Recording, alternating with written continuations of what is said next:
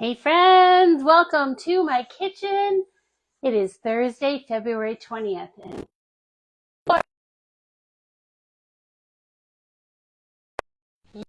I'm talking to my daughter who lives in Northern Virginia, and she said the snow missed them and instead Virginia Beach got it. So wherever you are, I hope you're staying warm in spite of whatever the weather's doing. So I'm just going to say it out loud because, you know, someone's got to say it. There are those of us who actually love winter, and I'm one of them. I miss on my bike. I will say that. I'll be glad when I can get out on my bike again. I really need to get out of my bike. I'll be glad when it's warm enough that I can even just go walk at the walking park. But for now, I am so enjoying the peaceful snow. We live up on a hill, woods all around. We actually bought this house because you can walk the peripheral of our house and not see another house, which for my husband was really important. And it just makes it so beautiful all year round, honestly. Every season holds its beauty. But there is nothing like the piece of falling snow. And my only regret is that our sun porch is not four season, and I can't just sit out there and I'm looking at it in the dark. I wish I could sit out there. Maybe someday when we get our kitchen remodel done, we'll refinish the sun porch and make it a full four season room. But for now, I just enjoy watching the snow out. Whatever window I happen to be standing next to, I actually do my morning devotions at my standing desk, which looks over the the front of our property. And it's just so beautiful and so peaceful. And I will do that in the sun porch once it gets warm enough. But for now, I just really love it. And it has been snowing a lot up on my hill, and the school is not in session this week in New York. They're on winter break, but I still heard the snowplow go by at least a half dozen times, if not more, which for my road, that's really not normal when school's not in session. And I did run down to the store and the post office and such earlier, and our road was, I mean, it was, for as often as I've heard the plows go by, it was not good. I took it very slow going down. So wherever you are, I hope even if snow isn't your thing, you're still able to enjoy it, and that you're staying safe and warm and dry, and that the next 30 minutes or so will bring a little joy to your kitchen and to your heart. As I was getting things together, I was like, this is not a winter recipe. It's not a summery recipe, but like, this is the kind of night that you really want like a nice hearty chili or bean soup or lasagna, and instead we're making kale salad with roasted potatoes. And I'm actually going to be serving it with some leftover pork tenderloin from last night's dinner. This is another recipe I've been all year so far working out of these Passionate Penny Pincher recipe boxes. So I brought the three I have down today. And just again, I'm not an affiliate with that organization yet, although I really would like to become one. And the way that happens is I have to have 5,000 followers, and I'm over halfway there, but like I need to work on building my followers, and then I can be part of affiliate programs. But I've always, I share Pampered Chef recipes for sure, but I've also shared so many others. 2 years ago, I did the 100 Days of Real Food, which I might repeat again this year because that was so popular. I love baking out of Half-Baked Harvest cookbooks, and there's a few others that I really enjoy. The King Arthur Baking School is what I use for my bread, and there's a bunch of other recipes in there I really want to check out, and a few others that America Cooks, is that what it's called? Cooks, it used to be Cooks Illustrated, and then it was that show that has, anyway, it's that cooking show that is very popular on PBS. and the book is just far enough away I can't read it. So anyway, but this one, the thing that I just love about this is it's a system. So for those of you who really struggle with, oh, it's another day, what do I make for dinner? She has 12 weeks of recipes in here. And so there's a menu card that has all 12 weeks. It's five main dishes and a dessert for each week, which is about right because either I'm going to have leftovers or we might be traveling or that's the night we choose to eat out for whatever reason. You will save yourself so much money when you do menu planning like this, whether it's with something like this or some of the menu plans I've shared with Pampered Chef recipes. That is something I'm going to continue to curate to help everyone so that it's just a click away. Like you click and here's the list and then you pick the one you want. But it's super helpful for those who struggle with what to make for dinner. And so this is the Whole Foods recipe box. She has, I think, 10 now. She just introduced this one, which is all one pot meals.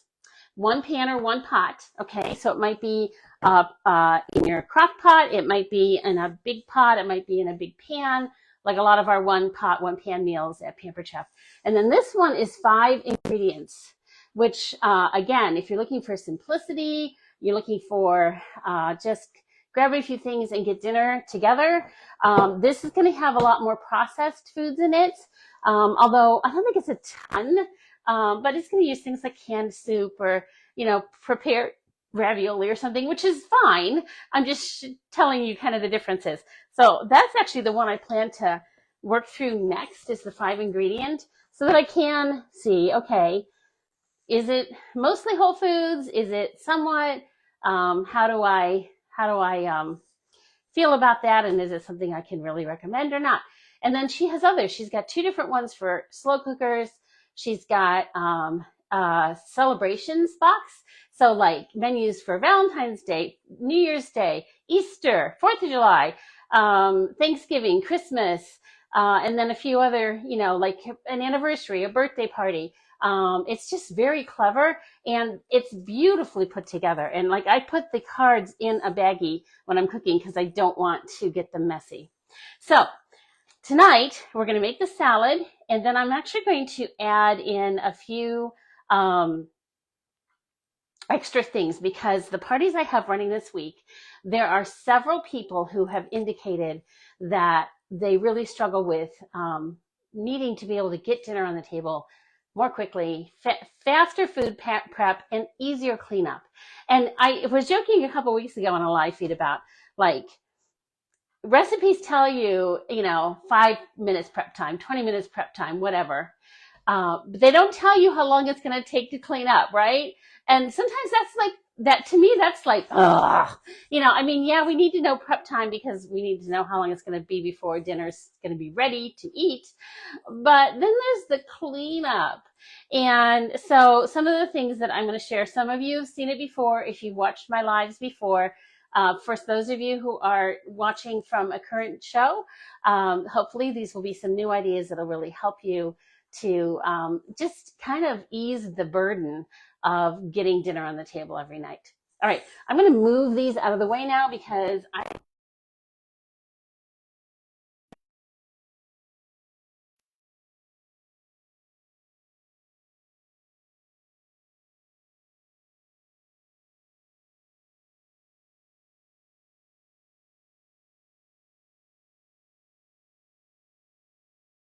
that's probably better.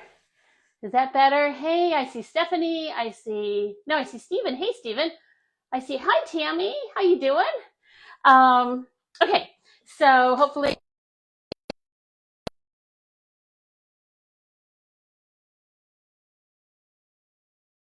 this recipe is drain this can of beans, which seems kind of silly, but I always like to make sure, especially new folks to Alive, know about the importance of a smooth edge can opener and how it works. So we're going to just take this can of beans and we're going to use the smooth edge can opener. And what you do is you just push it up to the edge of the can. you turn the handle and it'll grab on. And then you just keep turning it until you've gone all the way around. I find now I can feel it, like I know when it's all the way around. But when I first got one of these, and it was kind of hard to tell, like, have I gone all the way around? I can't even tell. To just start at the label, it's gone around. I just don't want to stay on. Start at the label edge, the seam on the label, or maybe start where the UPC code is, and then you've gone all the way around. And then you just pull this lid off. And here's why there's no sharp edge. The reason is because the can opener does not cut the lid. It breaks the seal on the can. Sorry, that's a strainer. Sorry, I'm hearing the garage door I'm hearing the dog bark. I'm like, okay, Ken's home.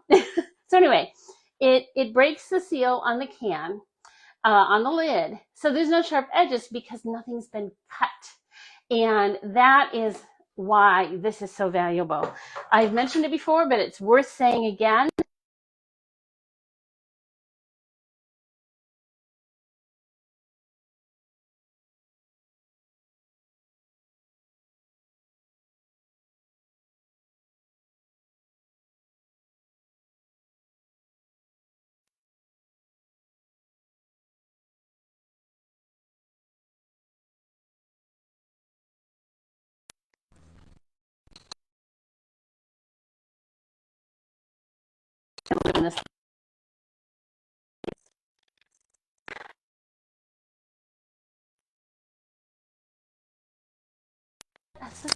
This is not working today. I don't know.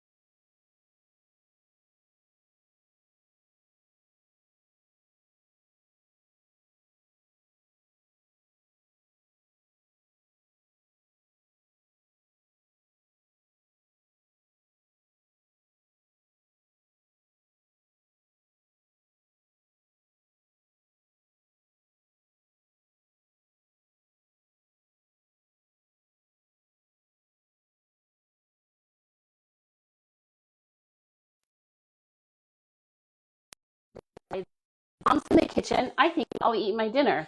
Maisie is very much a social eater. So, so if you start hearing crunching in the background, that's the dog deciding to eat. Okay.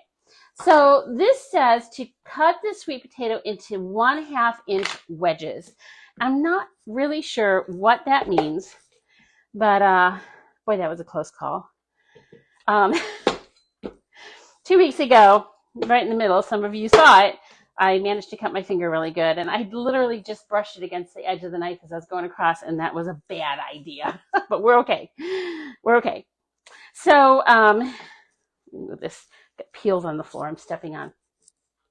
So I was thinking about putting this through the rapid prep, but I'm just going to cut it in wedges. And the best way to do that is by making sure you have a nice, sharp knife. So if this one looks familiar, it's very similar to the one we have carried before, but it's actually part of a new set that will be available March 1st. So if that is of interest to you, you're going to want to stick around. So I'm just kind of cutting this in wedges like I would an onion. So I don't know if you can see those. I thought, like I was saying a minute ago, about putting it through the rapid prep because, first of all, it's a really easy way to get it done, but also to show it. But that makes French fries, and I just wasn't feeling it. So that's what we have. All right, so we have our sweet potatoes cut into wedges.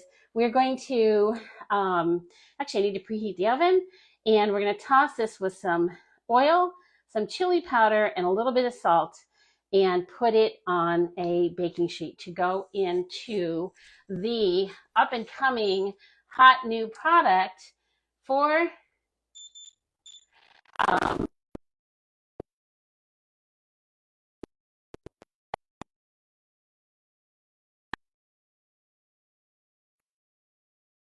coming out March 1st, that when you host in February, you can actually get this new this new deluxe air fryer and oven.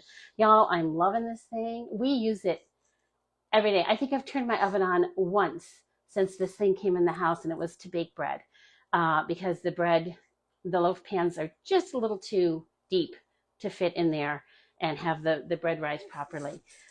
Otherwise, we seriously have not used our oven for anything because we just are doing it all in this wonderful new deluxe air fryer and oven. So whether you have a crowd like us, or maybe you're just getting started out, this thing is going to save you so much time and so much money. And I'll show you, we'll do a little flyby in a minute. All right, so we're going to add a little bit of oil to this, and we're going to add some ancho chili pepper. So I'd never bought this before, so here we go. Ancho chili pepper. We're taking 2 teaspoons of this and a little bit of salt to toss with these potatoes before we put them in the air fryer. So this recipe calls for conventional oven.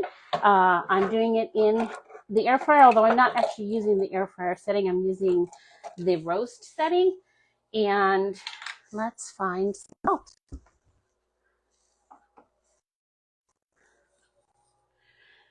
All right. Calls for, what does it say? Half teaspoon? Quarter teaspoon salt. Close enough. And so I'm curious to see what kind of flavor this chili pepper powder gives it. The recipe did say if you can't find this or you just don't want to buy it for whatever reason, you can just use regular chili powder. But I'm excited to see what kind of flavor this gives to these sweet potatoes. So the recipe calls for a large rimmed baking sheet, but because I'm using the air fryer, we are going to actually use the air fryer tray. And frankly, we also are going to put some shallots in on the second level. And so I want these on the tray. So I have, if you've noticed, underneath the tray here, I've been working on one of my favorite cutting mats, which is sitting on a cutting board. So if you're using these cutting mats, they They are awesome. I use them all the time. But when you're using a really good knife, like the chef's knife I just had out, you want to use them over a cutting board. I like them because it keeps my cutting board clean. And like in this case, I'm going to be transferring this tray over to the oven, and I don't want things to drip on the floor. So it works really great for that kind of thing. Just throwing things, and but I've got the cutting board underneath that cushions the knife. Because also it depends on what you're working on. Like I've got this butcher block top, so that gives your knife some like give and take. But you really wouldn't want to work on those mats on like a marble or a stone or even a corian, or even I've still got, I don't know what this is, Formica. I don't know. It's really old. That's really hard on your knives. And so you want your knives to have some sort of cushion. It's sort of like the difference between playing basketball or even running on hardwood versus a cement floor. You know what that does to your feet and your shins if you play sports at all. So it's the same kind of thing for your knives. It's just going to dull them faster. So if you can do it on a cutting mat, sitting on another cutting board, or on some sort of wooden surface, that's going to be your best bet. All right, enough about that. We're going to set this back here for a minute. We need to get some shallots ready, and I think we're going to just do them right on here. I'm going to put the cap on this because it would be just like me to dump the whole thing. A couple nights ago, I was making dinner, and I just kept knocking things over. I had this bottle, brand new bottle of oil, like it was a gourmet oil, you know. So like every drop, you're like, oh, I can't waste any of this. And I just kept knocking it over. It was driving me crazy. So we're going to toss the shallots with another tablespoon of oil and another teaspoon of salt. And they say to toss them right on a large rimmed baking sheet. I'm going to actually do them in the bowl that we're going to make the kale salad in, because this is just salt and oil, and so it should be fine. So we're supposed to cut these in quarters. Now, if you happen to be on a week or so ago, 2 weeks ago now, when I did that lovely thing with my finger because I was using the wrong knife for the job, I was using this little guy, which is a great knife for smaller things. And it would be okay for the shallots here, but that's where you get in trouble with knives, is if you're using a knife that is too small for what you're chopping. So my rule of thumb is that your knife has to be at least twice as long as whatever you're chopping. So for the shallots, this little guy is fine. But you don't want to use this. I don't remember what I was cutting through 2 weeks ago, but it was the wrong knife for the job. And I had a lovely quick end to that live demo as I held my thumb. Yeah, anyway, you don't need to hear more, TMI.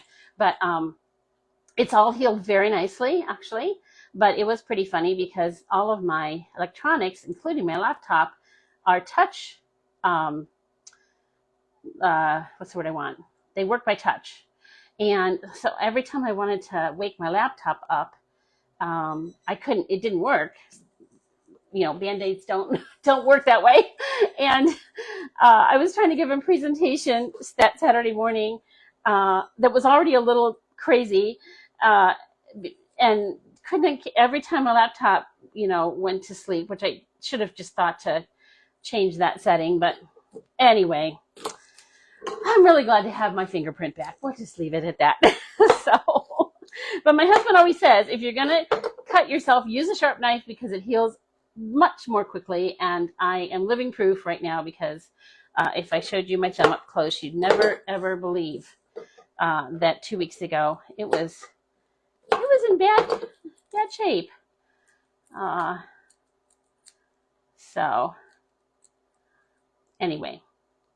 So, little kitchen tip here, if that does happen, especially if it's that kind of a cut that's kind of like across the tissue, but any kind of cut, just hold it together as tight as you can, and ideally have somebody else find the Band-Aids for you. If it's the way that one was, you're all like, thank you for talking about this while you're making food. But if it's important stuff. If it's like that one happened to be, there's really not much they can do to stitch it. But if it's like a cross cut, that you're going to want to have stitched. And so just, go to your closest ER, or if you have a walk-in clinic. I know here in Corning, Centerway, Guthrie, you can have stitch. They'll do stitches there. So anyway, it's, there you have it. A little first aid lesson tossed in. So we're going to add a little bit more oil to this. We're going to toss these with a little bit more salt. And this is all, it's ready to add food. Perfect timing. Okay, so let's grab another pair of tongs.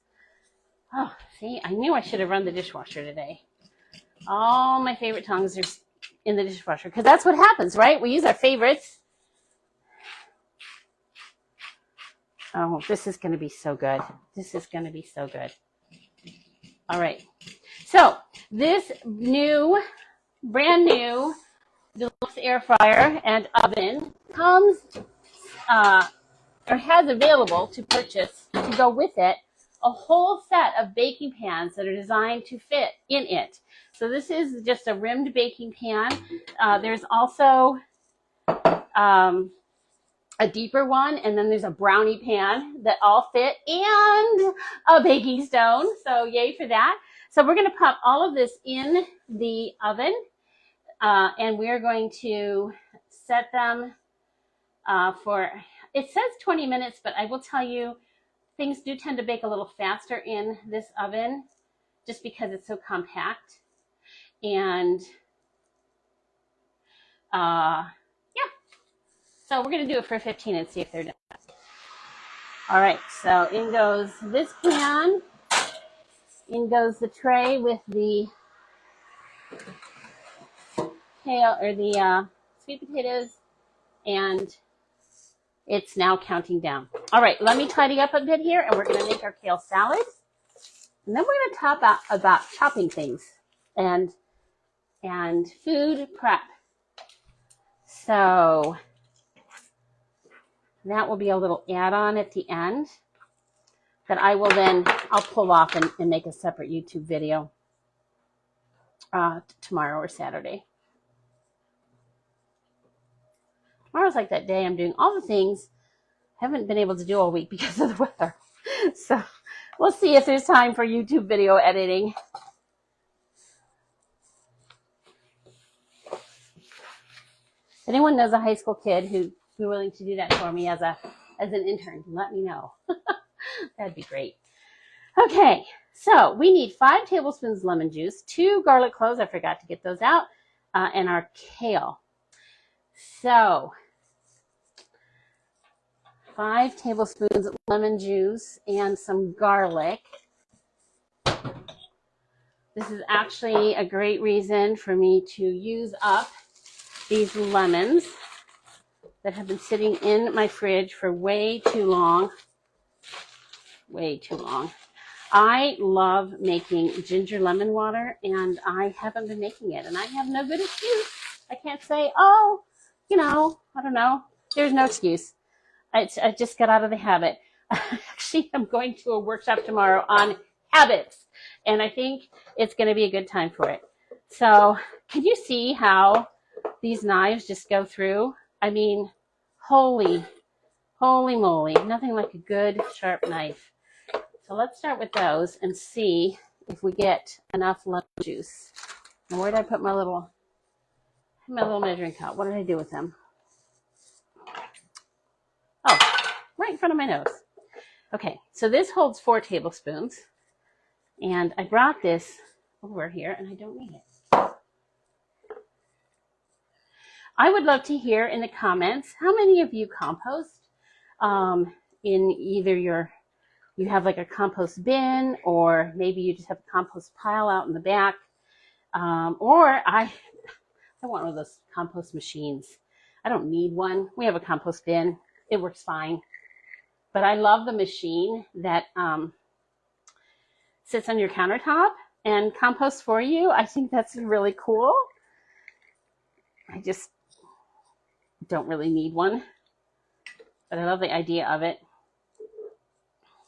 All right, this citrus press is you're going to be your best friend if you do anything with citrus. I use it when I'm making that water I was telling you about. And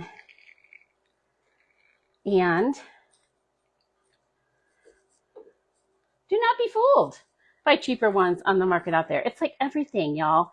Yes, you can find other air fryers out there. You can find other knives out there. You can find other cookware. Oh my word.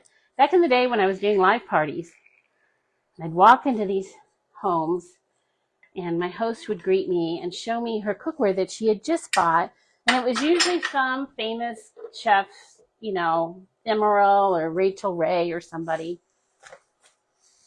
And I would feel so bad because inevitably within a year or two, I'd be getting either a call or a text or whatever because that cookware that they'd spent a good sum of money on was no longer functional. Either the coating had come off or they just found the pans warped. Pans warping was a big one. Coating coming off, big one. I cannot recommend our cookware highly enough. Ken, if he was standing here, would tell you best investment we ever made. Actually, I never hardly bought any of ours. I've earned it all. But early on, I think I had to buy the first pan we ever got, which was, you know, I laugh when I think back to it. We've come a long way in 30 years with our cookware. But compared to what we had, I mean, that first pan was just like, oh my word, cookware that doesn't burn my food. It was just amazing. It's the little things, right? Having cookware that cooks evenly and doesn't scald things, and then the cleanup is so easy. It's those kinds of things that make such a difference, both in your food prep and in your cleanup. I remember it was in the first year or two after I started with my Pampered Chef business, and so by then we had all the cookware in our kitchen, and we were going to meet Ken's family up at a cottage on Chautauqua Lake. I'm totally blanking. Chautauqua Lake out in western New York. And Ken had offered to make dinner, and we packed all the cookware to make dinner because, you know, when you're renting a cottage, you don't know what you're going to find. And we got there, and in the sink was a pan. They had made hash browns for breakfast in this pan, and it was just, they were stuck, you know, to the bottom of the pan and up the sides, and it was sitting in the sink, and every time somebody walked through the kitchen, they would just like take a poke at it. You know, they would take the spatula, the metal spatula, and kind of chisel up a little bit more, whatever they had the, you know, inclination for in that moment. And then they would just keep going. And so it's like 4 p.m. and they're still trying to chisel out the hash browns from breakfast that morning. And we were just like, yeah, this is why good cookware makes all the difference. I mean, it's hard to put it into words. It makes all the difference. All right, that was a little aside there. I need to do a few more of these recipes that feature our cookware because it does make such a difference. So we have lemon juice, garlic, oil.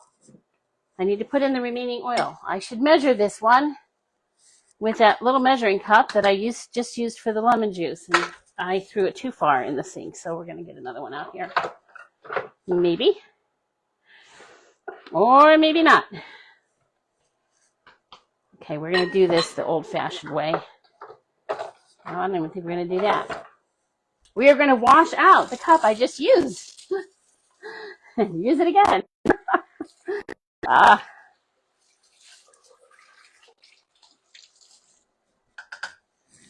This little guy, he's so handy. He comes with a set of 4.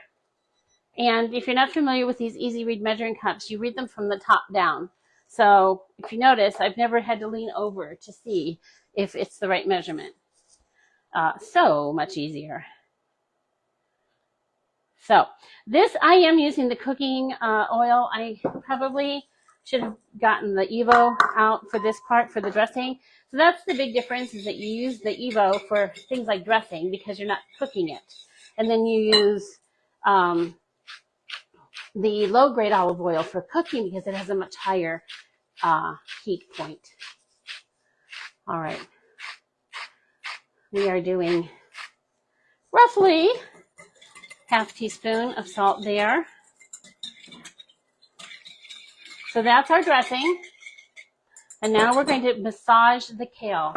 This is really good therapy, you guys. No lie, if you just need a bit of a break someday.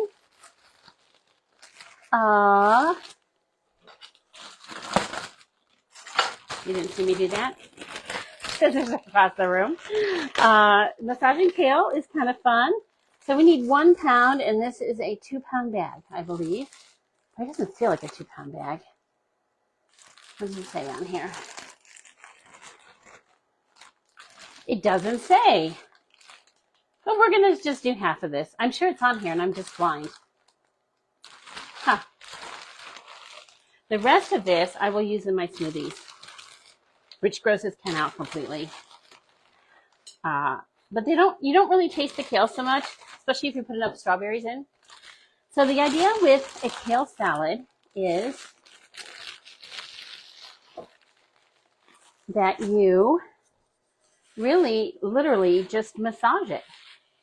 And sort of like, I'm trying to think of what else you do this kind of thing for. And you'll know it's ready because it'll start to get really bright green.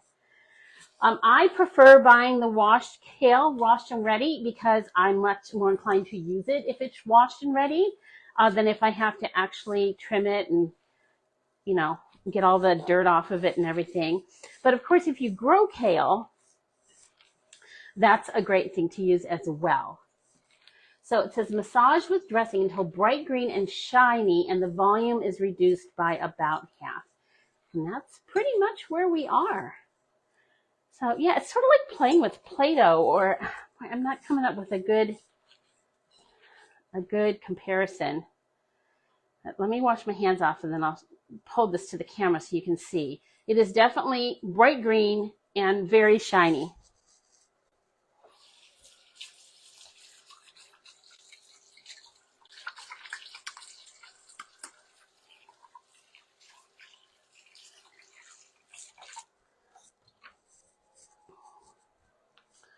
All right, so here we go. How pretty is that? And now we're just going to add everything else. So we are going to add the beans, some feta cheese, which I forgot to grab, and the shallots as soon as they are done. Let me go grab the feta.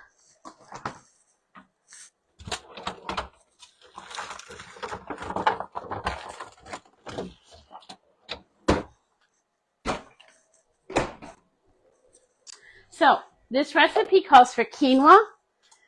My husband is not a fan of quinoa, and I want him to like this salad, so we're not going to add the quinoa. But you obviously can do that.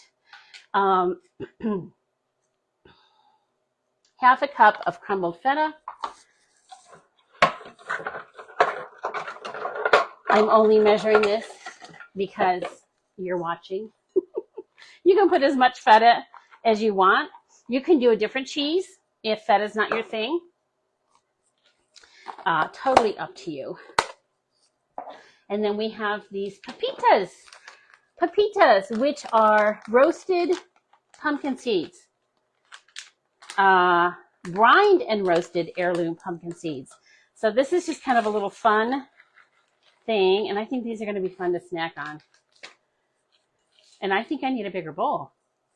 Huh. The grab. I almost brought my salad bowl down to do this. I think that would have probably been wiser. Or I have one larger of this bowl. I just really like clear bowls for salads. I don't know why. I like glass for salads. Maybe it's because I like to be able to see where everything is. and not have all the cheese on the bottom. All right. This is, just 2 minutes out, but I'm going to go check them and see if they're done.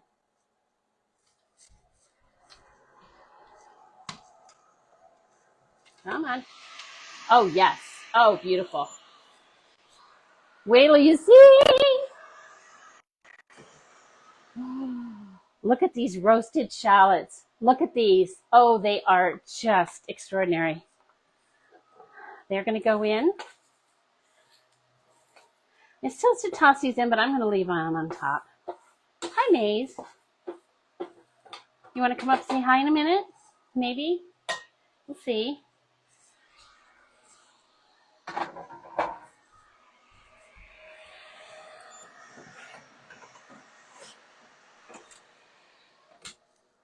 And here are our roasted sweet potatoes.